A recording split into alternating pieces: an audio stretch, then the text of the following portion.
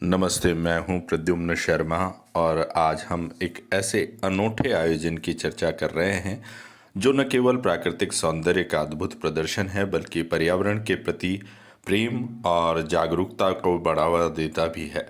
जी हाँ, बात कर रहे हैं हम फ्लावर एग्जीबिशन, फूल प्रदर्शनी। और इस समय वसंत ऋतु चल रही है, वही वसंत जिसे बहार, मौसम बहार, ऋतुराज भी कहा गया है हमारे शास्त्रों में।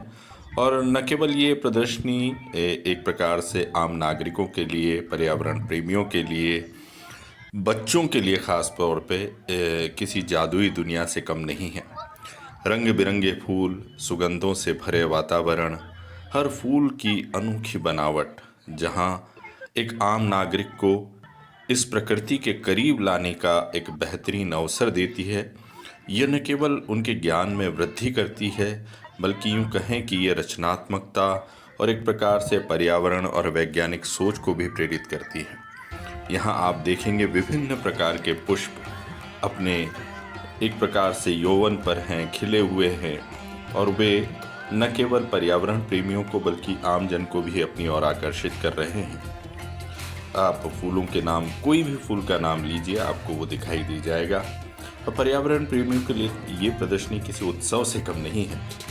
यहाँ उन्हें जैव विविधता, पौधों के संरक्षण और हरियाली को बढ़ावा देने की जहाँ प्रेरणा मिलती है, वहीं फूलों की विभिन्न प्रजातियाँ देखने को मिलती है।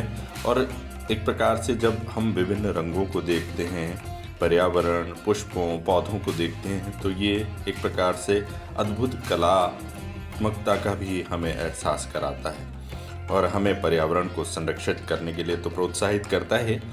तो आइए इस प्रकृति के उत्सव का हिस्सा बने, फूलों की सुंदरता को आनंद लें, हरियाला को, हमारी जो हरियाली है, हरितिमा है पेड़ पौधों की, उसको बढ़ाएं। जी, बात कर रहे हैं हम कोटा फ्लावर शो 2025, एक रंगीन वसंतोत्सव जहां न केवल आमजन बल्कि बच्चे, बूढ़े, स्त्री, पुरुष सभी आनंदित होंगे। आप देख सकते हैं कॉलेज के स्टूडेंट्स हों या नवयुवक, बच्चे, सभी इस पुष्प प्रदर्शनी का आनंद ले रहे हैं, एक प्रकार से अपने बचपन की ओर लौट रहे हैं। और कुछ लोग सेल्फी, अपने फोटोग्राफ को भी इस प्रदर्शनी में यादगार बना रहे हैं। इस प्रदर्शनी के ज़रिए अपनी यादों को सहेज कर, संजो कर रखना चाह रहे हैं। और हर एक चित्र, हर एक अनुभव हमारे जीवन को कुछ न कुछ सिखाता है। तो यहाँ आप किसी भी पुष्प को देख लीजिए, चाहे वो गेंदा हो, गुलाब हो, लिली हो, चमेली हो, कई तरह के पुष्प हैं। कुछ तो ऐसे हैं जिनका नाम भी हम शायद नहीं जानते, लेकिन ये निश्चित तौर पर प्रकृति ने हमें कई उपहार दिए हैं और उनमें पुष्प यानी कि फूल सर्वोत्तम है। ये प्रकृति की चरम परिणति है।